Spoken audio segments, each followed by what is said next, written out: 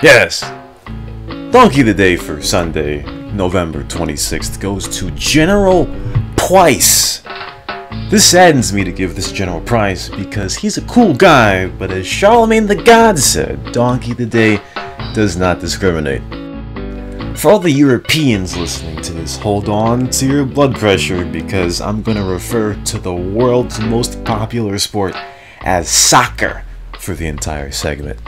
I understand that listening to an American talking about soccer isn't the most informative way to get your information, especially when, for us Americans, we live in a country with over 300 million people, but yet we can't beat Trinidad and Tobago to even qualify for the World Cup. GG.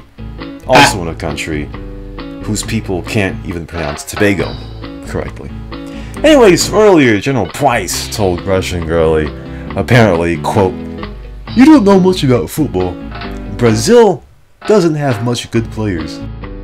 Now, there are times where Russian Girlie runs her mouth while being ignorant, but in this case, there was nothing wrong with what she said. I don't know how good Brazil's roster is, or what injuries they may have, but I do know that during most World Cups, Brazil advances far in some way or fashion. To say that they don't have many good players, even to a casual fan, soccer fan, that sounds out of place. He went on to say, quote, "If there were harder opponents in Brazil's group, they would probably not get into the World Cup." What? So I looked this up to see what teams were in Brazil's group. Yes, there's a Venezuela, Bolivia, Ecuador, Paraguay, but there's also an Argentina, Colombia, Uruguay, Chile, Peru.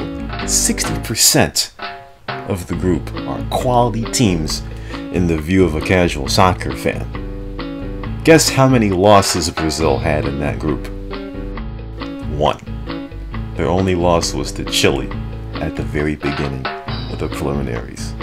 That means against the 5 countries I listed, they were a combined 6-1-3. It's pretty good, I think. Price went on to include Denmark and Poland in his list, and Chuppy put the roast on them. I think I knew Denmark was a good team, but they don't have the transcendent prestige as some of these other countries do, and Poland sure doesn't. I took a look at both teams' groups in the preliminary, and turns out they were in the same group. I noticed European qualifier groups have smaller groups, but let's go through some of these teams' competitions. Montenegro has only been independent for 11 years. They've only been able to qualify for the World Cup 3 times, failing each time. But let's give them a break, a pass. They're a new country. Romania, that country's been around for a while. That's a Sam staple.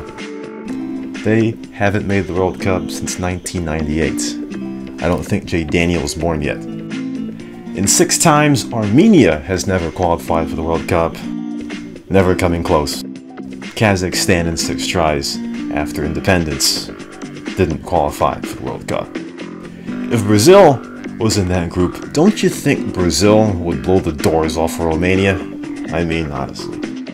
Who's got the easy group now? Denmark and Poland got put in a group where, besides themselves, no one has made a World Cup in this century. Chile is arguably as good as Poland or Denmark, and they didn't even qualify for the World Cup. Nice job, Price. Please give General Price the biggest hee-haw, please. I tell you, bro.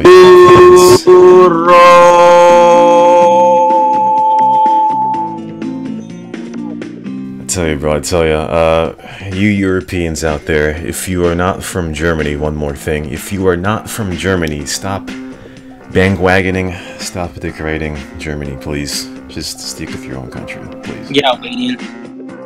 Yes. Stop rooting for Germany. They are the biggest bandwagon in soccer history, so kiss ass. Nobody's more of a bandwagon than Belarus. I voted for Belgium. Ah, he spoke! Yeah, I downloaded Discord to my phone. Oh, okay.